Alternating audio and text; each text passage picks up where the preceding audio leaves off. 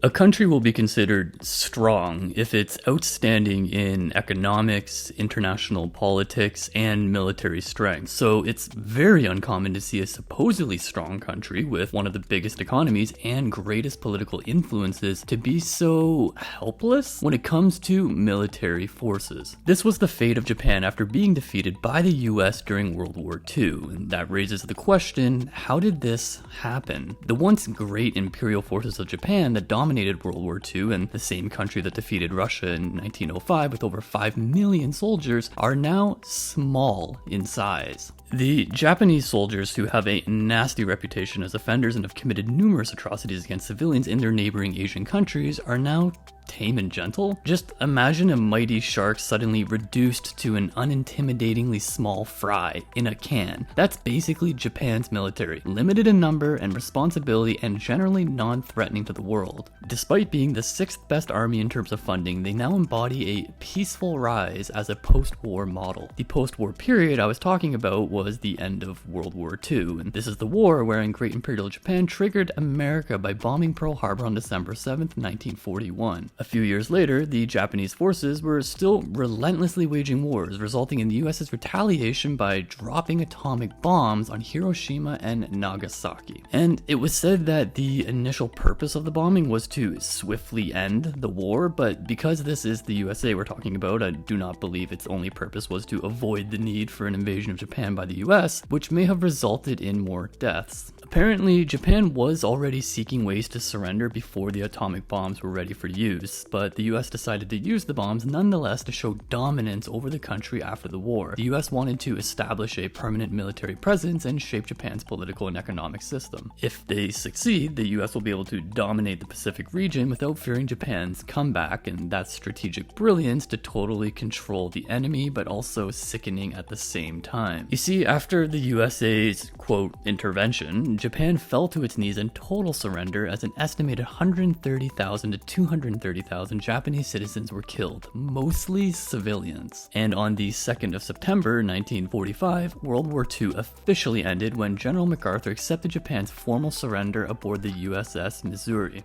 Following this, General MacArthur, then commander of all Allied forces in the Pacific, directed the writing of the Japanese Constitution. Article 9 of the Japanese Constitution ensured a no-war clause was included, renouncing war as the country's right. Article 9 of the Japanese Constitution literally prohibits Japan from waging war. Keeping weaponry that may be used for an offense is not allowed as part of their treaty. So how do they defend themselves then from their enemies? Well, there's one country that Japan counts on for protection against bigger enemies and possible nuclear threats. It's a country that's always been present in everybody's history, one that assumed dominance over everyone. That's right, America. Now, the Japanese military does not have offensive weaponry like bombers, long-range ballistic missiles, and aircraft carriers, and the Japanese self-defense forces remain true to their titles as defenders of their fellow citizens and to preserve Japan's peace, independence, and safety. Some of the SDF's or self-defense forces roles are to aid in disaster relief operations, international peace cooperation operations, and civil protection. For example, they assisted in overseas activities like dispatching UN peacekeepers to Cambodia. This has already been readjusted as, 20 years ago, the SDF was not allowed to be deployed overseas at all. So that brings me to the point that the military is small in number,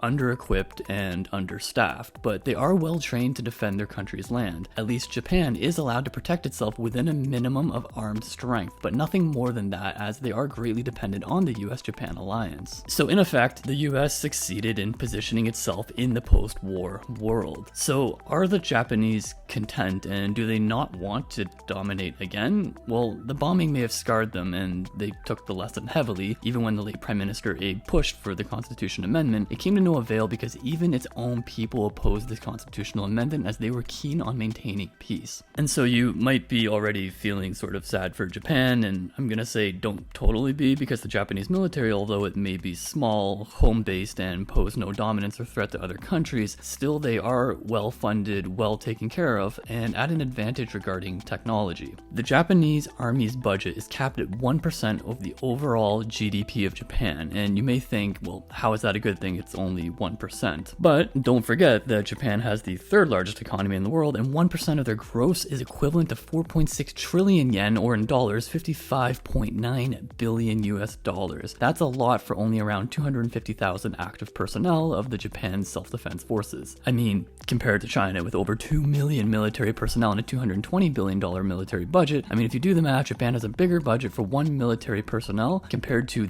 basically the rest of the world. And so even if they have limited weaponry, their hardware is top-notch and their men are really highly trained. Their naval strength has also become the world standard in the world when it comes to surveillance, disaster relief, minesweeping, and reconstruction, and Japan's maritime SDF has become one of the leading navies in the world following the US. So they may have no offensive capabilities, but Japan made sure to solidify their strengths in areas where they could. But what would happen if one day the Japanese were to be attacked by, say, North Korea? Would they be able to stand up for themselves? This is something I'm not so sure about. Since the end of World War II, they haven't engaged in combat, which make them rusty altogether, but strategically speaking, they're definitely prepared. But in terms of readiness for the actual fighting and retaliation when the bigger fight ensues, I believe Japan is ready to call upon their US-Japan alliance. Anyways, they have the good mighty US to defend them. And I'm not American, by the way, so no, not propping up the US by any means here. If you can guess where I'm from based on my accent, feel free to throw that down in the comments down below. Curious to see if you get it right. But to summarize quickly, the reason that Japan has